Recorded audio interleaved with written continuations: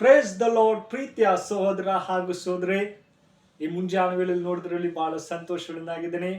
ಏಸು ಕ್ರಿಸ್ತನ ಮಧುರ ನಾಮದಲ್ಲಿ ನಿಮಗೆಲ್ಲರಿಗೂ ವಂದನೆ ಸಲ್ಲಿಸ್ತೇನೆ. ಪ್ರೀತಿಯ ಮಕ್ಕಳೇ, ದೇವರು ನಮ್ಮನ್ನು ಅದ್ಭುತವಾಗಿ ಪ್ರೀತಿಸಿ ಆತನ ಕರುಣೆಯಿಂದ ಈ ದಿನ ನೋಡುವಂತೆ ಸಹಾಯ ಮಾಡಿದ್ದಾರೆ. ಹೌದು ಪ್ರೀತಿಯ ಮಕ್ಕಳೇ, ಆತನ ಕೃಪಾ ವರಗಳು ಇಲ್ಲದೆ ನಮ್ಮ ಜೀವಿತದಲ್ಲಿ ಏನು ಮಾಡೋಕ್ಕೆ ಸಾಧ್ಯವಿಲ್ಲ. ನಮ್ಮನ್ನು ಪ್ರತಿದಿನ ಪ್ರೀತಿಸುವಂತ ದೇವರು, ನಮ್ಮನ್ನು ಒಳ್ಳೆ ಮಾರ್ಗದಲ್ಲಿ ನಡೆಸುವಂತ ಸರ್ವಶಕ್ತನು ದೇವರಾಗಿದ್ದಾರೆ. ಹೌದು ಪ್ರೀತಿಯ ಮಕ್ಕಳೇ, ಶಾಲೂಮ್, ನಿಮಗೆ ಸಮಾಧಾನ ಉಂಟಾಗ್ಲಿ. ದೇವರು ಯಾವಾಗಲೂ ನಮ್ಮ ಜೊತೆಲಿ ಇರುವಂತ ದೇವರಾಗಿದ್ದಾನೆ. ಪ್ರೀತಿಯ ಮಕ್ಕಳೇ, ಈ ದಿನ ಮುಂಚಾನೆ ವೇಳೆಯಲ್ಲಿ ದೇವರು ಒಂದು ಒಳ್ಳೆ ವಾಗ್ದಾನ ಕೊಟ್ಟಿದ್ದಾರೆ. ಪ್ರೀತಿ, ನಂಬಿಕೆ ಮತ್ತು ಪ್ರೀತಿ ಎಂಬುದಾಗಿ. ಹೌದು ಪ್ರೀತಿಯ ಮಕ್ಕಳೇ, ನಾವು ಯಾವ ರೀತಿಯಲ್ಲಿ ದೇವರಲ್ಲಿ ನಂಬಿಕೆಯಿಂದ ಜೀವಿಸ್ತಿದ್ದೀವಿ ಎಂಬುದು ಬಹಳ ಮುಖ್ಯವಾಗಿದೆ. ಇದಕ್ಕೆ ಆಧಾರವಾಗಿ ಮತ್ತೇನ ಬರೆದ ಸುವಾರ್ತೆ 9ನೇ ಅಧ್ಯಾಯ 18ನೇ ವಾಕ್ಯ ನಿಮಗಾಗಿ ಓದ್ತೀನಿ. ದಯಮಾಡಿ ನಿಮ್ಮಲ್ಲಿ ಸತ್ಯವೇದವಿದ್ದರೆ ತೆಗೆದು ಧ್ಯಾನಿಸಬೇಕೆಂಬುದಾಗಿ ಕೇಳ್ಕೊಳ್ತೇನೆ.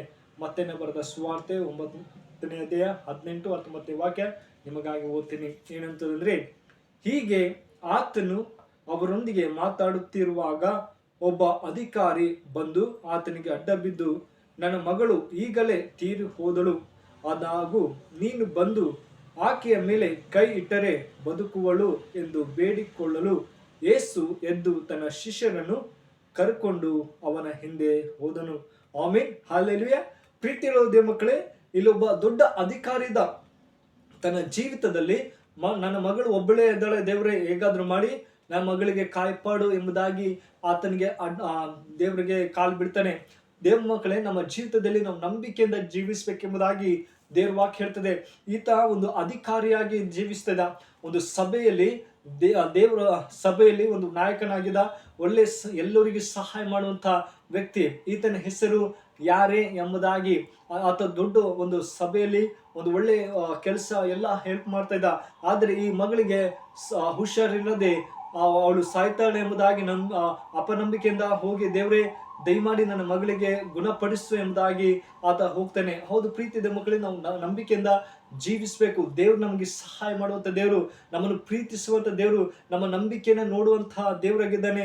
ಯಾಕೋಬನ ಪತ್ರಿಕೆ ನೋಡೋದಾದ್ರೆ ಪ್ರೀತಿಯ ಮಕ್ಕಳೇ, ಅಲ್ಲಿ ಮೊದಲನೇ ಅಧ್ಯಾಯ 5ನೇ ವಾಕ್ಯ 6ನೇ ವಾಕ್ಯ ಹೇಳ್ತದೆ, ನಿಮ್ಮಲ್ಲಿ ಯಾರಾದರೂ ಜ್ಞಾನ ಕಡಿಮೆ ಆಗಿದ್ರೆ ನನ್ನಲ್ಲಿ ಬೇಡಿಕೊಳ್ಳ್ರಿ, ನಾನು ಹಂಗಿಸದೆ ನಂಬಿಕೆಯಿಂದ ಬೇಡಿದರೆ ನಾನು ನಿಮಗೆ ಜ್ಞಾನವನ್ನು ಕೊಡುತ್ತೇನೆ ಎಂಬುದಾಗಿ ಹೇಳ್ತಾರೆ.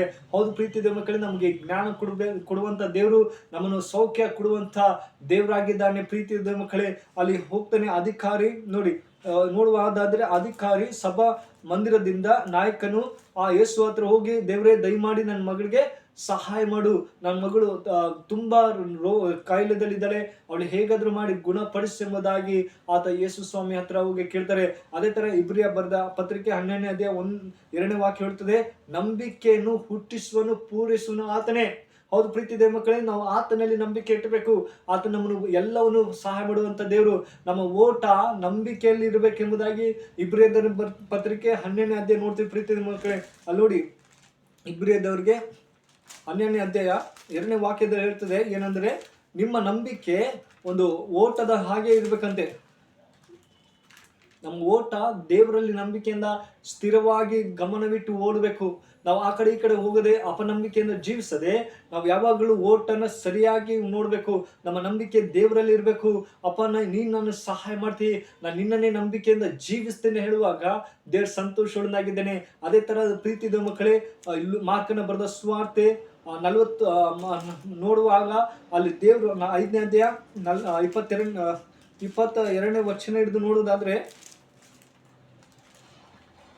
ಮಾರ್ಕನ ಬರೆದ ಸುವಾರ್ತೆ 5ನೇ ಅಧ್ಯಾಯ ಅಲ್ಲಿ ನೋಡಿ ಏನಂತೆ, 22ರಿಂದ 43 ವಚನ ಇರುತ್ತದೆ. ಏನಂದ್ರೆ ನೋಡಿ, ಅಧಿಕಾರಿಗಳಲ್ಲಿ ಒಬ್ಬನಾದ ಯಾರೇ ಎಂಬನ್ನು ಬಂದು ಯೇಸುವನ್ನು ಕಂಡು ಆತನ ಪಾದಗಳಿಗೆ ಬಿದ್ದು, ನನ್ನ ಚಿಕ್ಕ ಮಗಳು ಈಗ ಸಾಯುತ್ತಿದ್ದಾಳೆ, ಆಮೇನ್, ದೇವರೇ ನನ್ನ ಮಗಳು ಸಾಯ್ತಾ ಇದ್ದಾಳೆ, ಹೇಗಾದ್ರೂ ಮಾಡಿ ನೀನ್ ಕಾಪಾಡು ಎಂಬುದಾಗಿ ಆತ ನಂಬಿಕೆಯಿಂದ ಬೇಡ್ತಾ ಇದ್ದ.